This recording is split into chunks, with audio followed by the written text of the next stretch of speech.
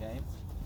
If you happen to be a fan of North African food, you know that lemons are preserved in salt and they put them in couscous and things like that, and that's what they use. They use something similar to this.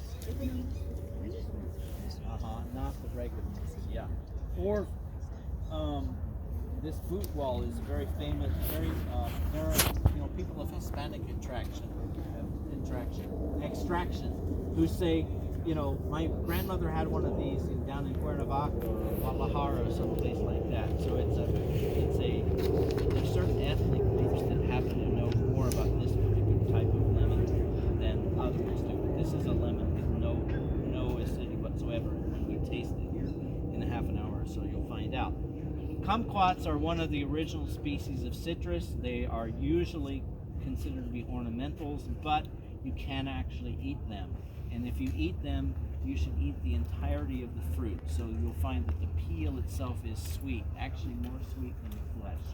But, they're also very cold hardy. So, if you live in an area with a little bit of snow, every once in a while, a kumquat in the snow is pretty interesting and probably will survive. Researchers have hybridized kumquats with lemons, and this is a lemon quat, and this is a mandarin quat. Why would you do that? I don't know, because they have nothing better to do. I don't see a miwa. Yeah, I don't have a miwa for some reason here. I don't know why, but we just don't. Do you like a miwa? I like miwas as well as nagamis. They're similar. Yeah, but kumquats aren't my favorite, but they're all right. So, we've got lemons. We've got a bunch of different lemons. The Ponderosa lemon is just a big kind of ornamental lemon. It's probably really more of a citron lemon hybrid, but what are you going to do with that? We haven't really evaluated it much. This is a variegated Eureka, which is pink on the inside, and it's kind of a weak tree because it doesn't photosynthesize very well, but it's really nice on the inside. Makes kind of a pink lemonade kind of thing, and so that's kind of cool. These two, the Eurekas and the Lisbons, are the lemons of commerce here in Arizona. The Eureka doesn't have thorns, and the Lisbon does have thorns. Other than that, from the homeowner standpoint, there's very little difference between them. The Meyer lemon is not a true lemon at all, but it looks like it. A Meyer lemon is a hybrid between a citron, not that citron, but another one, hybridized with a pomelo mandarin. Okay, but it looks like a lemon. It tastes almost like a lemon.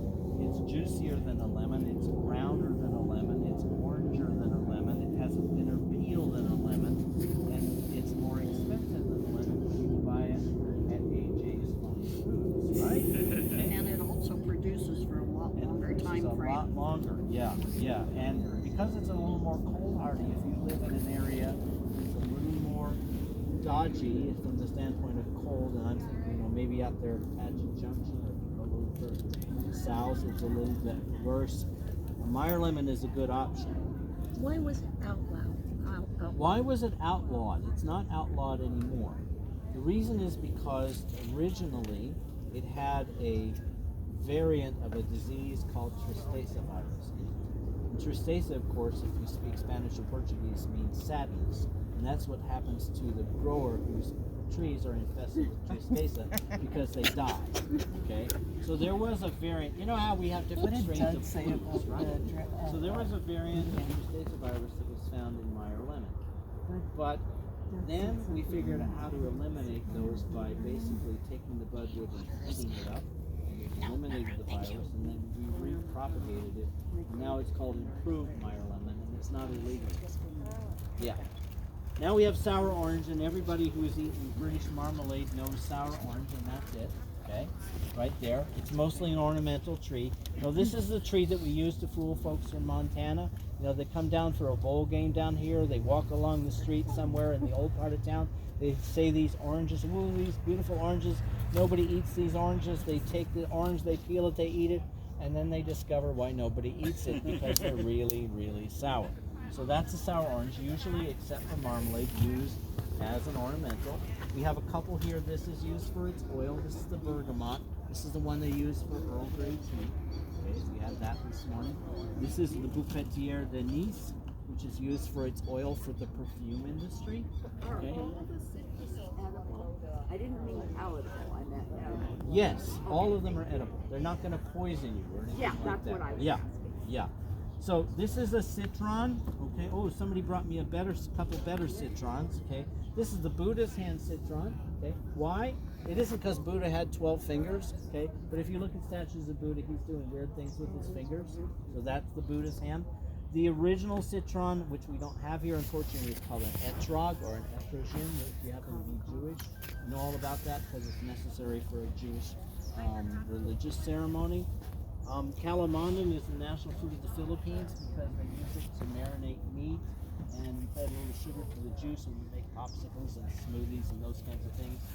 Mexican lime, everybody knows Mexican lime, okay? Normally when you buy them they're green, but when they ripen they turn this color. This is the color of a key lime pie. And then when they fall in my swimming pool they become white. That's them. And also limes are the only varieties that fall off the tree when they're ripe. Therefore, you get unripe ones in the grocery store when you buy them because we can't have pickers picking them off the ground. Okay? Tangelos. Tangelos are hybrids of tangerines or mandarins and grapefruit. Okay? This is the one that's the most common one. I would say if people say, I only have room for one tree, what should I plant? I would say you plant this.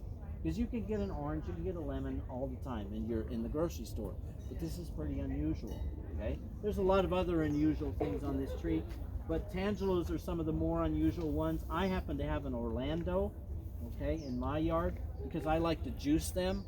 The Orlando and the Mineola are siblings, same parents. One of those mandarins crosses one of those grapefruit. You get an Orlando, which is a ready before Christmas. It's got flattened and it's got more seeds, but I juice it. The Mineola is ready after Christmas. It's got fewer seeds and it's got a lot of juice and it's pear-shaped. Same cross, different results. Okay, just like you aren't the same as your brother or your sister, thank goodness.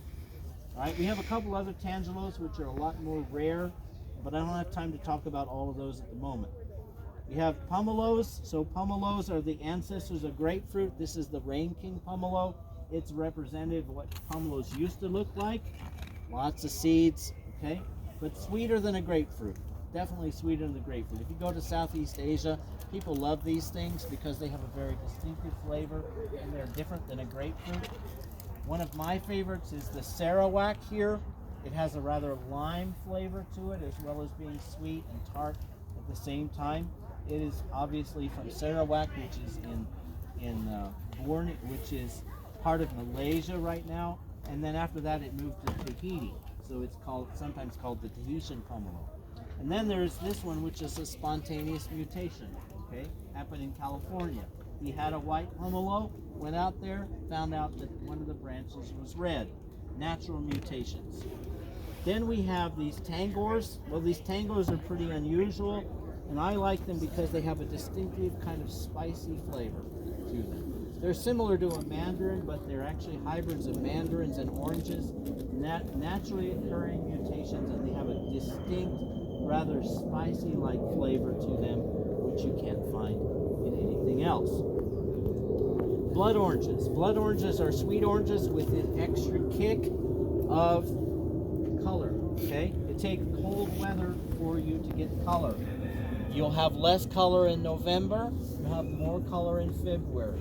You'll have less color in Yuma because we're warmer than you. You have more color in Santa Barbara because they're colder than you, okay? No. These are grown mostly commercially in Italy, although we have some in the United States, obviously.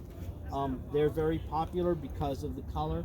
You can imagine what the nice cocktail that you might make, or the nice sorbet that you might make, or something like that with blood orange juice.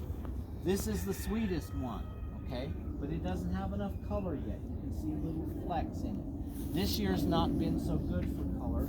Last year was better, okay? We had a little bit better, cooler weather in the fall. We got more color, but if you wait another month, this will be better color than it is now. Okay? This is Turaco. It has very low acid. It's really nice, pretty rich flavor. This Moro and Sanguinelli are a little bit more tart. They got better color. So what do you want? Okay.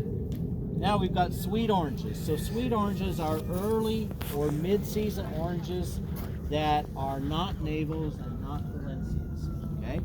So what does that mean? So a sweet orange, like for example the Hamlin and the Mars, you can eat even when they're still green a little bit in late October. Okay, they're ready to eat, they're ready to juice. Okay, these make decent juice, not the best, not the worst. They're relatively easy to peel. They're relatively easy to segment as compared with Valencias, and they're earlier mid-season. So this one's from Texas, this one's from Florida, this one's from the South Pacific, this one's from the Los Angeles area, this one's from Israel, this one and this one are from Turkey, this one's from Mesa, right here, okay? They're all very nice, sweet oranges, not navels, not Valencias, okay? Now remember, these are earlier mid-season. I'm going to move to Valencias, and then we'll come back and hit navels. These are late, okay? So these oranges here in mid to late January, they're not even ready, okay? They're just not. You know, you say, they're a little bit sour. Well, wait till next month. They'll be less sour. Valencias make the best quality juice. You know, when you're paying $10 a gallon for juice from Florida right now, you're getting mostly Valencia, okay? And the reason it tastes bad is because of the disease they have down there, which we don't have here. So if you want a really nice juice, have a Valencia, okay? But not now. You got to wait till February, okay? Now, these aren't easy to peel. They're not easy to segment. If you've forgotten how to cuss, you may remember, okay? If you're from Kansas City, when you lose the football game this weekend, you might not. I just saw your hat, so. As a Bronco fan, anyway. But Valencias make the best quality juice, okay? And you can store it. You know, you make a carafe of it. A week later, it still is great, okay? Sweet oranges make pretty good juice. Not quite as good as Valencia, but they're early. So you're going to go with the sweet orange first. You're going to go to Valencia second for juice. Eating. Now we come to navel oranges. Navel orange is the best for eating fresh. They peel relatively easily. They segment relatively easily. Okay. What they don't do is you can't store the juice very long. You can, but you won't like it. So if you have a navel orange, for example, in your yard, and you decide to go out and juice it today, Saturday, tomorrow, Sunday, it'll be okay tomorrow or Monday, but by Tuesday, not so good. Okay. So if you're going to juice these, drink the juice right away. Okay. These are best for eating fresh, or for segmenting, or juicing if you're going to drink the juice right away. Okay. Now the original one was Parent Washington. Okay. It was bought from Brazil to Washington to Riverside, California, and one of those trees still exists. It's 151 years old. It sits on Magnolia Street in Riverside, California. And all of these others are mutations of this original one. Okay. The Bahia SRA is a mutation that occurred in Brazil. Caracara was one that happened in Venezuela in the 1970s. This is the most dramatic of the mutations, naturally occurring spontaneous mutations that we get. Okay, this one has a very interesting strawberry-like flavor to it as well as being orange. It makes great juice, but only the first day or so after you juice it. By the third day, it's not so good. Farmer Fukumoto in Japan decided that he had an orchard of these Washington navels, but he found he had a tree that was a lot earlier. So these are ready in December. Okay, he found he had some that were ready in November. Okay, so he propagated them and put his name on them. Same with the Fisher, an early season navel. This is not a good quality navel. It's too small, but we have the heat to blame for that. The Lanes, they had a late one. They had a navel that was ready in March. Okay, profitability was better. University of Arizona number 2 was one that was developed in our Ag Center, which is now underneath Arizona Mills Mall. Okay, true story. All right, which is more heat tolerant than some of the others. Chet Howell. Who was Chet Howell? He was a farmer around here in Mesa, and he had this orange that he felt was better. And John, the owner here, maintains this variety because he feels it's a better quality navel orange than the Washington. Okay, but if you go to some of the what few remains of the orchards around here, or you go up and you get oranges from the Indian Reservation out of the side of Scottsdale, most often you're going to get Parent Washington. Not exclusively, but most often you're going to get Parent Washington. It's still an excellent quality navel. Best for eating fresh, best for segmenting, best for juicing, but only if you drink the juice right away. That's Nabel's. Okay? Now, grapefruit. Grapefruit are similar to some of the other varieties in that they mutates very easily. The original grapefruit appeared in about 1550, about 500 years ago in Barbados. Okay? It's a hybrid of a pomelo and a sweet orange. It was seedy and white. It mutated. This particular variety, Marsh, appeared in the literature in about 1820. So it's about, what, 200 years old now? Okay. Colonel Marsh had a field of them in Florida. All right. Seedless. Of course, that was an advantage. Back in the 40s and 50s, 1940s and 50s, not the 1840s and 50s, there was a mutation of this white one. That occurred in Texas. Okay. And later on, there was a mutation from that to that, from that to that. This mutation occurred in Florida. This mutation occurred in Texas. You go to the grocery store today and you buy a red grapefruit, chances are you're getting a Rio Red. They might call it something else, but it's a Rio Red, and it's either grown in California or Texas or maybe here in Arizona. We grow grapefruit fantastically here. They love the heat, okay? They're from Barbados, where it's hot, okay? So, and all of these are spontaneous mutations. Now, people said, you know, this white grapefruit, it's too sour. All right, what are we going to do about that? Well, they crossed the white grapefruit with a pomelo, not one of those pomelos, but similar to one of those pomelos, and they ended up with this thing called an Oro Blanco, and you can taste it over there. It looks like a white grapefruit, but it's a whole lot less sour than a white grapefruit. Okay? And I happen to have one of these in my yard as well, and my wife in particular loves them, and I juice them, or we eat them fresh, or we put them in salads, or we make sorbets out of them, or whatever the case might be. So this is a man-made pomelo grapefruit hybrid, which is sweeter than a grapefruit. And this is a man-made pomelo mandarin hybrid, okay, which is really juicy and has no acidity whatsoever. And so some people, they like citrus, but they don't like acidity, and you will love this thing, and I do not, okay, for that very reason. It's not tart enough for me, but some people love it, and it's got loads of seeds, and we're working on a mutation that has fewer seeds, but right now, this is what you got, a cocktail. It's not really a grapefruit, but we call it a grapefruit because it looks like one. It's really a mandalo, a mandarin pomelo hybrid. And finally, we come to mandarins, okay? And Americans are afraid of seeds. So as the years go on, we get more and more seedless varieties, okay? And so you go and you buy these things called cuties or halos. And when they start out, there's different varieties they put in those bags.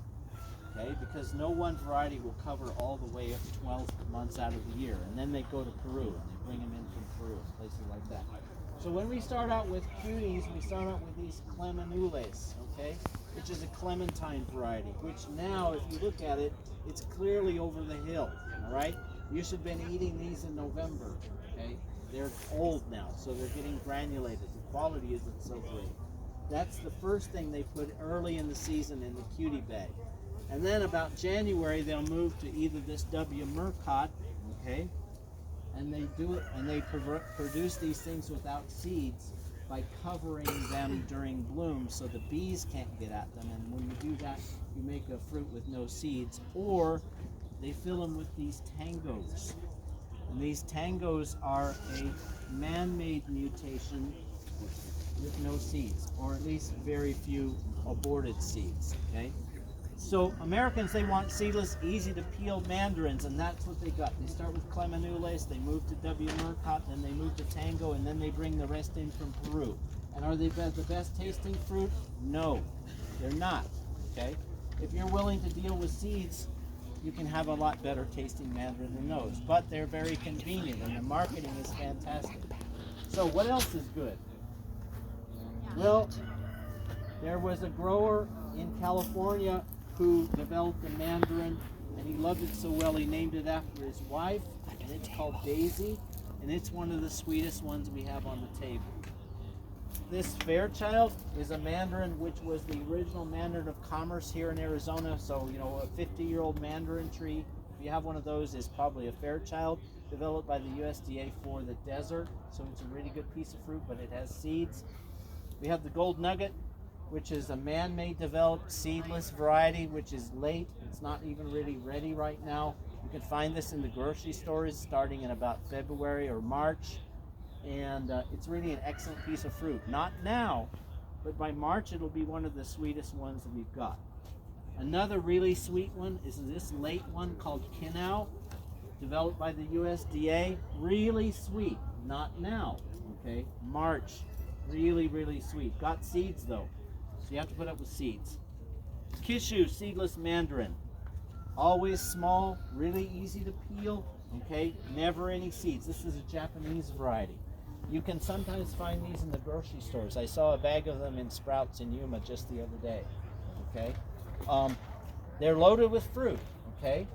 But they're really soft, and they're going to fall on the ground after they when they're done, they're all going to be on the ground. They're soft, so they're tough to grow, they're tough to ship, but they're nice for your house, and they're always small. The Satsuma is the mandarin of the can. The canned mandarin orange segment is a Satsuma. They're either Japanese varieties or Chinese varieties, and they can them over there, and they bring them over here. So also a very nice one. Ponkan is a very mild mandarin, also of Chinese variety, very soft, not really very easy to ship. So that's that one. You'll find it's probably the mildest one of all of them. And then we have the Pixie. The Pixie is a mandarin which is grown commercially in Ojai, California, in Ventura County. And it also is not quite ready yet. It'll be ready in February or so, maybe a little earlier here in the valley. And it's seedless. So we have a bunch of seedless varieties. You know, is the Halo or the Cutie or whatever you buy at the grocery store the best tasting? No. Okay. Are you willing, if you're willing to put up with seeds, or you're willing to eat some of these later varieties, you'll have better flavor. So I think now I got 4 minutes till the horn sounds, so I'm ready to answer questions, and then after the horn sounds, we'll start cutting, which all of you are going. Questions? If you were going to pick two mandarins, an early and a late, and you didn't care if it's seeds or seedless, what would you think would be the best choices? I would probably choose for my late one, I would choose a Kinau, because it's a little bit prettier than a Gold Nugget and really nice. The Kinau right here. And for the early season, I would probably choose the Daisy. Yeah. It's a little earlier, and even earlier than that, I might choose the Fairchild. But you're limiting me to those. I have an Orlando, which is really nice. So, yeah. What are the most heat resistant? What are the ones that are most likely to deal with the hotter Phoenix summers that we're getting? Most of the late varieties of mandarins and oranges and also grapefruit are pretty good in the heat. I'll tell you what's not good. Navel oranges aren't good. Those are the big problems. Also, navel oranges are really the ones that are most susceptible to heat. Yeah. So although we're hoping that some of these other Brazilian varieties are a little better than some of the ones. You know, a lot of the varieties that we have went through coastal California, and so they're not necessarily all that well adapted to the desert. Yeah. And if you've been to the orange patch, though, you're still getting some pretty good fruit out of it. So I had a tree at my house. It was probably planted around 1960. It was a mandarin, small fruit, ripened in November, very seedy, delicious. Probably Fremont. No, sorry. Fairchild. Fairchild. Yeah. They were never that large, and the peel just fell off. Like you would open it a little bit, and it could just fall off, and it was loose inside the peel. Okay, so it could also be one we don't have on the table called an Algerian. Okay. Or a Fino. That's the original Clementine. So if it because the Fairchild never really comes off. It doesn't come off. So I would guess it's an Algerian or a Fino. Okay. Are those still available? Yes. I don't know why we don't have them on the table. I mean for the trees are. I think so. Talk with John. I will. Okay. Yeah. Yeah. I haven't got any fruit yet, but I got a finger lime, which I know isn't a true lime. It's Australian. Is that correct? Uh-huh. It's not really citrus. Mhm. I think there's another sort of citrusy thing, which is very low water use. Is that correct? Well, almost all the Australian varieties that are found in the bush are low water use. And they're not really citrus. There's something similar. but- So, I mean, scientists have reclassified citrus about 5 times since, and the most latest one is yes, they're citrus. They're just a little bit, they're like your weird uncle. They're still citrus, but they're not quite. Yeah, close enough. Especially if he has money. Yeah. So, size of trees, can you give us something that's small that's still sweet? Yeah, sweetness and smallness are not exclusive. Smallness can be made by using the rootstock, a smaller rootstock. Somebody came and told me about this variety they have on a C35, which is smaller. Small. What does small mean? Well, sometimes small means it's at 5 feet and it never grows anymore. But sometimes it just means that it's 12 feet instead of 15 feet tall, or 20 feet tall. So if you get a carrizo or a C35 is a rootstock, it'll be smaller. If you get something on Flying Dragon, well, you've already learned about rootstocks maybe over there. They're not very good for around here. You can also keep the trees small by minimizing the wetted pattern. We know it doesn't rain all that much this particular year. I don't know about you, but it hasn't rained in Yuma since March. So we haven't got any yet. So the roots only go where you're going to irrigate. So you're going to keep the tree small. Okay. So one thing that you can't really do to keep the tree small is by pruning it. It'll grow and you'll end up with bigger and bigger branches. So, all right, are we ready to cut fruit? Okay, we're going to start here with the mandarins. And I guess the question is, what do you want? Yeah, take your pictures before we